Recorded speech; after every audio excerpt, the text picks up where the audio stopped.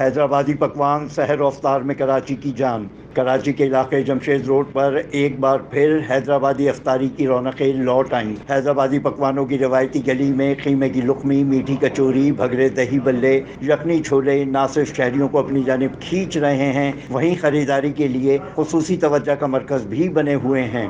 جو حیدرآبادی بریانی ہے وہ آپ کو یہاں پر ملے گی، اور یہ چیز سمجھے کہ رمضان ہمارا جو نا اس کے بغیر ادھورا ہے، حریص کے بغیر سمجھیں کہ ادھورا ہے واقعی میں۔ حیدرآبادی پکوان کے ذائقے سے بھرپور یہ لوازمات ہمارے سوا کہیں نہیں۔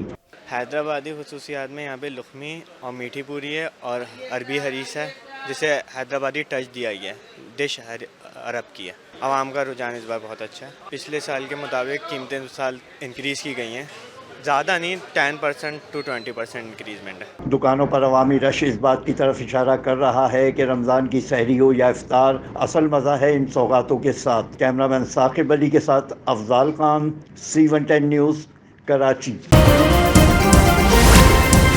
C110 نیوز، خبر کی اصل خبر۔